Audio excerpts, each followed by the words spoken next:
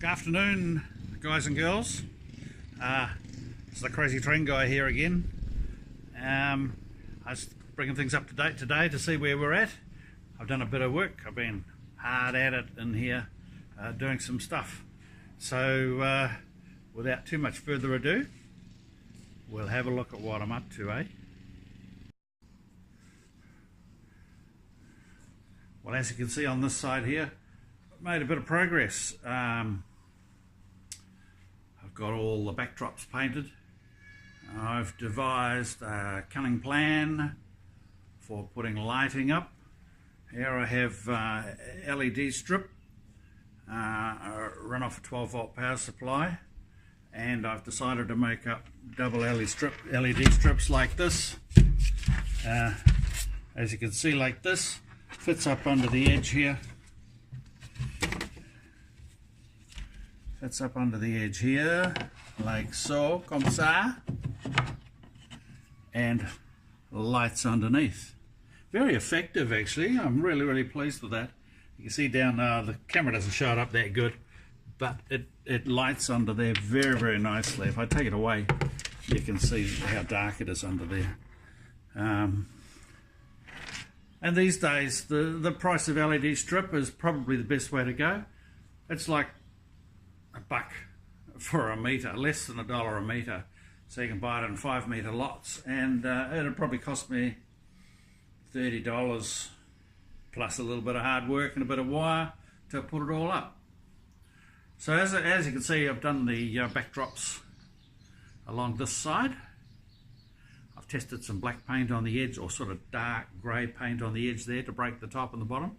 Seems to work quite well. And we'll go around the back.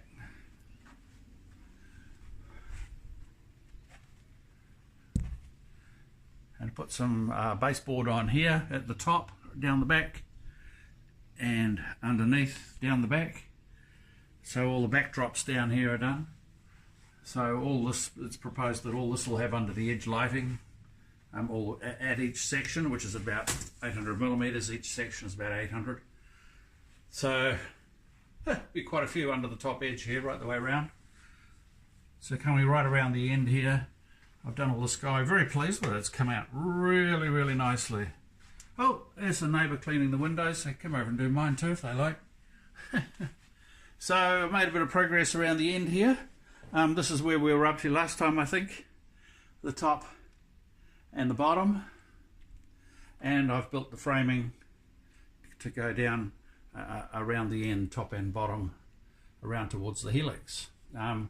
I've had a slight change in plans. I've decided that at this point here, I'm going to have an outside track outside from the main part, which is going to descend down and around the corner, which I've just completed.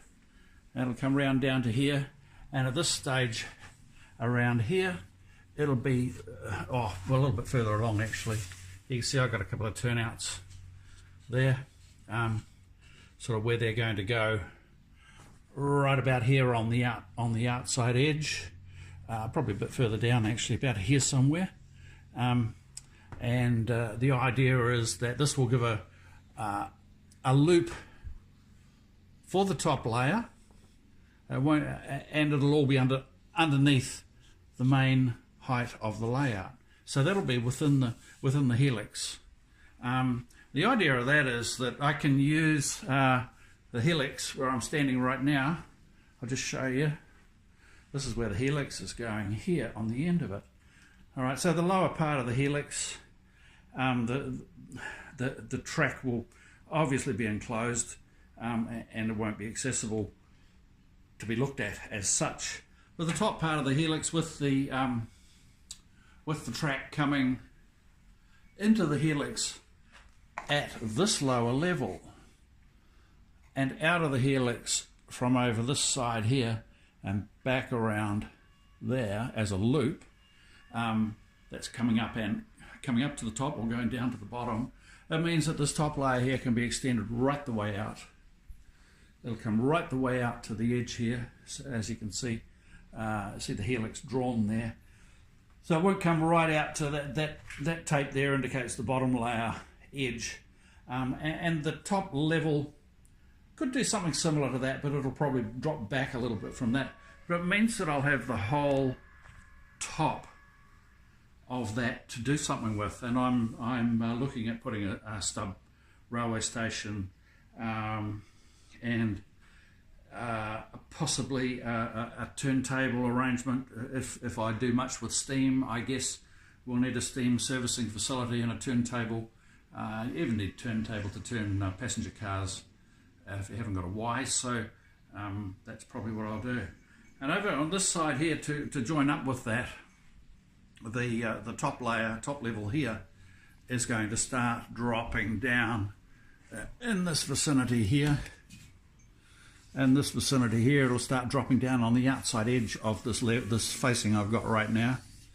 It'll come down around this corner here, along the front here, and we'll I'll just get it and show you. So coming along this front edge here, which is not built yet, so at this point here it will be at a level, it'll be at about sort of like that level, like that, into a tunnel portal around here somewhere, probably right there on the end, and it'll duck in underneath across and connect up with the outside track from over the other side there. I didn't have the right size turnouts, so I've just ordered some more turnouts for that. Ones that have got around about a 30-inch radius on the turnout. So what other things have we done? I've done the corners and on this part here, so it looks, I'm really pleased with it actually. I'm pleased with the progress. It's amazing what you can get done if you sort of treat it like a job, and you just sort of get into it every day and get it done. Life's too short to be mucking around building something. I don't want to spend the rest of my life building it. I want to do some play trains. I want to play trains. Doesn't everybody? Isn't that what everybody wants to do? Play trains? So let's get going. I might have said last time I got a new DCC coming. My Digitrax DCS 100 will be going out the door, and I'm getting the new duplex system.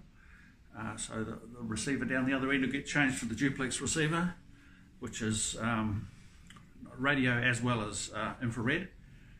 Plus, with the Wi-Fi, it means that with one Wi-Fi unit, it means we can run up to 8 extra throttles on cell phones running engine driver.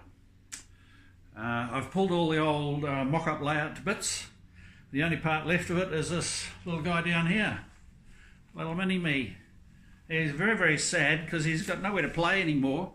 He's playing inside the mock-up of the Helix. How are you, MiniMe? Yeah, I'm okay, but I'm just about done. Okay, so MiniMe's